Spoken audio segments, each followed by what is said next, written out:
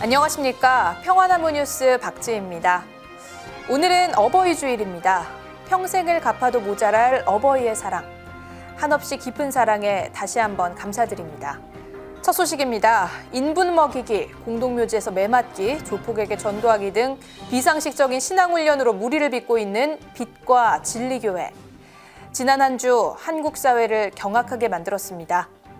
평화나무는 지난 화요일 서울 북노회 한빛교회에서 피해 제보자들과 함께 기자회견을 열었습니다.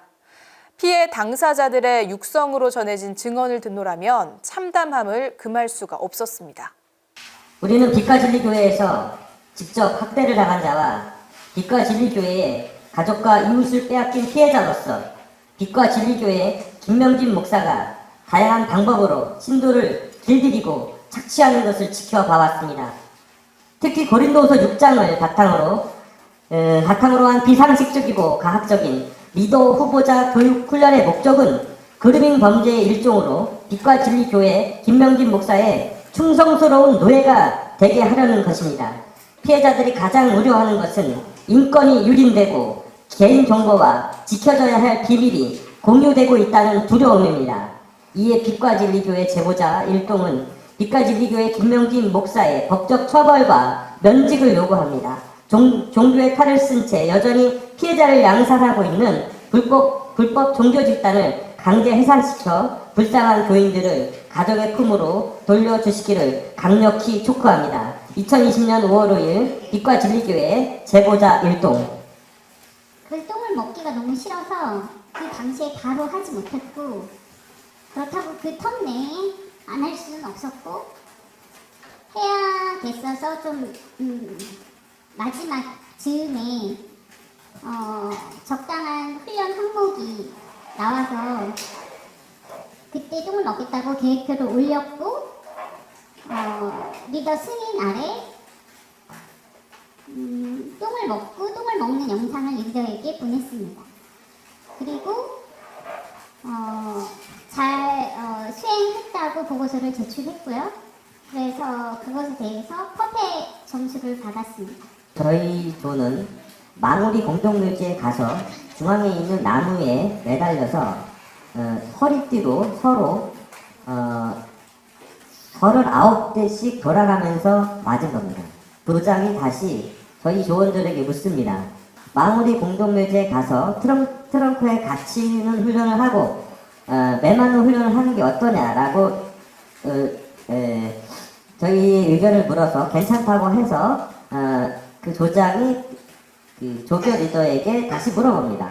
그리고 컨펌이 났습니다라는 말을 듣고 저희는 그걸 가지고 12시 넘은 시간에 망우리 공동묘지에 가서 트렁크에 갇히는 훈련과 중앙에 있는 나무에 우통을 벗고 허리띠로 39대씩을 맞았습니다. 실제로 작은 상처와 야간 행군을 하면서 뭐 또랑이 빠지거나 계단에서 넘어지거나 하는 것은 너무 빈번한 사고이고요. LTC 훈련과 모임을 강행을 하면서 토요 모임 중에 뇌출혈을 일으켜 쓰러지셨고, 지금 장애 1급을 받으시고 말 못하시고 오른쪽과 오른 다리를 쓰시지 못하고 재활 치료를 받고 계십니다. 뇌출혈을 일으키는 현장에 있었습니다. 한의사를 불렀는데 이게 한의사 입에서 급기야 뇌 쪽에 이상이 있다는 이야기가 나왔음에도 바로 조치를 안 하고 왜 그럴까라고 하면서 상의하는 모습들을 보였고요. 그러고 나서 저는 119를 빨리 불렀으면 좋겠다는 생각이 있었는데 119를 부르지 않으면서 매맞기 훈련을 하기 위해서 이제 뭐 트랜스젠더바 이런 데 가서 트랜스젠더들에게 말씀을 전하는 식으로 해서 그들의 분노를 일으켜서 매를 맞다가 넘어져서 뭐 손가락이 부러진 일도 있었고, 이제 불가마 들어가서 청년이었는데 뭐 장애인이 된 건 아니지만 실제로 이제 화상을 좀 입어서 오랫동안 화상 치료를 받는 일도 있고, 이런 소소한 일들이 벌어질 때마다 이 LTC에서는 이제 모든 훈련에 대해서 어떤 사고가 일어났을 때 그 책임을 스스로 감당하게 합니다. 제가 충격을 받았던 장면 중에 하나는 구웠던 그 고기를 그냥 허공에 던지는 경우가 있었습니다. 그 던지는 고기를 어떤 나이 드신 자매님께서 땅바닥에 떨어진 거를 목사님이 구워주신 거기 때문에 그걸 털어서 맛있게 드셨던 적도 있었고, 그거를 한 번 던지시는 것이 아니었고 한 두세 번 정도 던져서, 그때는 그게 되게 정신적으로 올바르다고 제가 생각을 했는데, 돌아보니 세뇌의 극치였다는 생각이 들고요. 심지어 나와서도 내가 어떻게 똥을 먹을 수 있지라는 것에 대해서 어떻게 내가 그렇게까지 소멸했나를 생각하지 못할 정도로 세뇌가 심각하게 됐던 상태입니다. 김용민 평화나무 이사장은 목회자와 교회의 책임을 엄격하게 물어 선량한 교인이 고통에 빠지지 않도록 앞장서겠다고 다짐했습니다. 빛과 진리교회는 김명진 목사 리더십에 도전하는 교인들에게 엽기적인 훈련을 강요해왔습니다. 이들은 멘탈 붕괴팀에 보내져 정신적 학대를 받아왔는데요. 평화나무는 이 훈련을 지도한 리더 중에 임상 심리 전문가들도 포함됐다는 폭로를 제보받았습니다. 멘탈 붕괴팀 리더 중 한 명은 정신보건사회복지사, 다른 한 명은 정신보건 임상 심리 전문가라고 하는데요. 이 피해자 증언에 따르면 교회 리더인 이 전문가들에게 죄 고백을 했더니 다른 사람들과의 접촉을 막고 또 스스로 정신병이 있는 줄 알게 만들고는 끝내 정신병원을 찾게 했다는 것입니다. 평화나무는 임상 심리 전문가 이모 씨에게 사실 여부를 확인하기 위해 연락을 취했지만 교회 행정실로 연락하라는 답변만 들을 수 있었습니다. 저희 하실 말씀 있으면 저희 행정실 통해서 하시면 되는데요. 아니, 그 행정실 통해서 할게요. 이후 지난 수요일 평화나무는 교회 측에 공문을 보내 이모 씨가 교인들에게 전문가로서 직업 윤리에 반하는 말과 행동을 한 적이 있는지, 이 사실을 김명진 목사가 인지하고 있는지 등을 질의했으나 현재까지 답변은 듣지 못하고 있습니다. 한편 빛과 진리교회는 지난 화요일 사과문을 게시했는데요. 이와 달리 언론 인터뷰에 협조해 교회를 불리하게 만든 교인들을 색출하고 교우 모임에서 배제시키는 것으로 확인됐습니다. 이런 비상식적 신앙훈련과 담임 목사 신격화, 학대에 가까운 리더들의 횡포에만 문제가 있었던 것은 아니었습니다. 불투명한 교회 재정과 비인가 학교 운영 등 돈 문제와 관련된 의혹도 제기됐습니다. 동대문 지역 교육을 관할하는 서울교육청 동부교육지원청은 최근 빛과 진리교회가 운영하는 빛과 진리학교를 학원법 위반으로 경찰에 고발했는데요.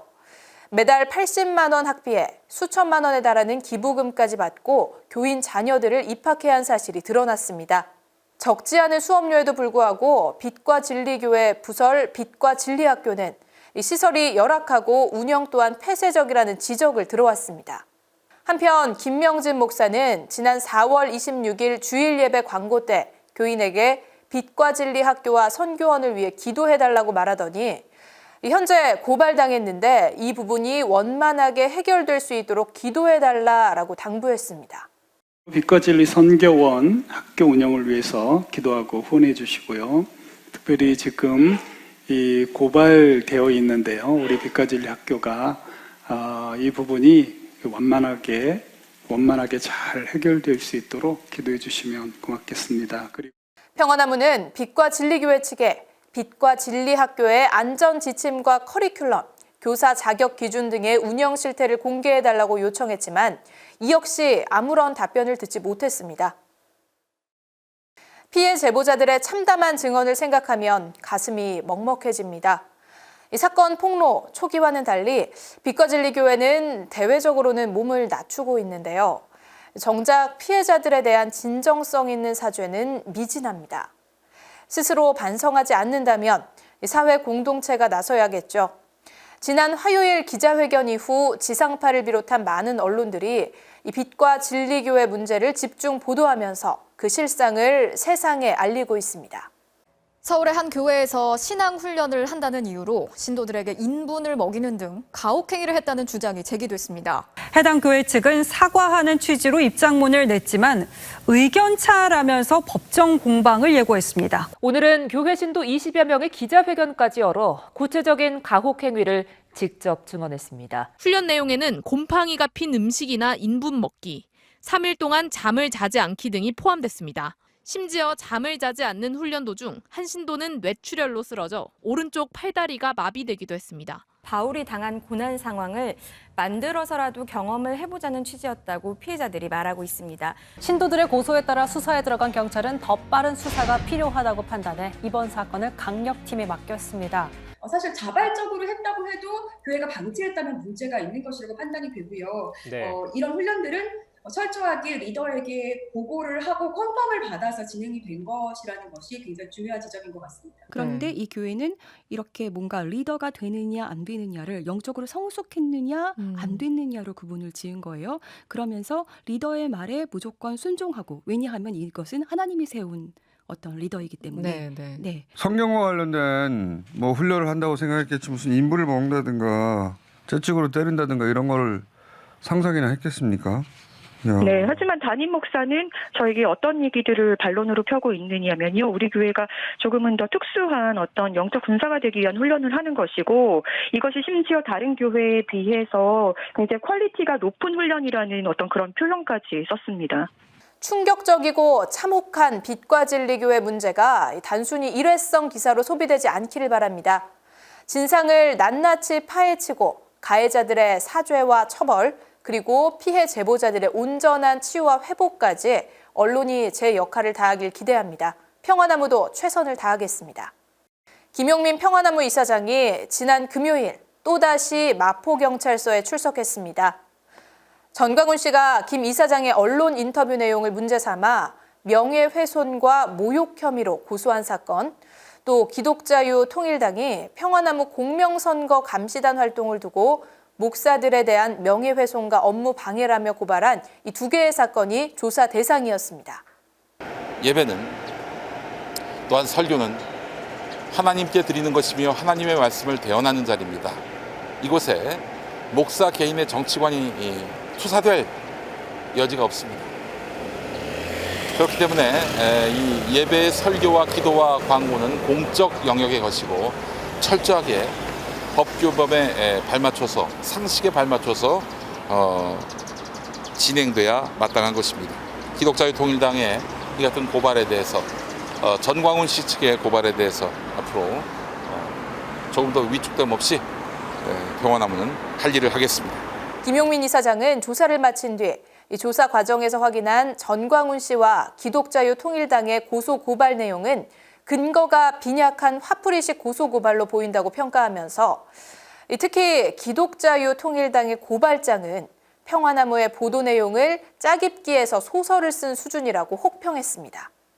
평화나무는 이미 예견된 전광훈과 추종 세력의 공격에 의연히 맞서면서 회원과 지지자 그리고 상식 있는 시민들과 함께 주어진 사명을 다해 나갈 것입니다. 이번 주에는 선거법 위반 혐의 목사들에 대한 4차 고발과 공명선거 감시단 결산 기자회견이 있습니다.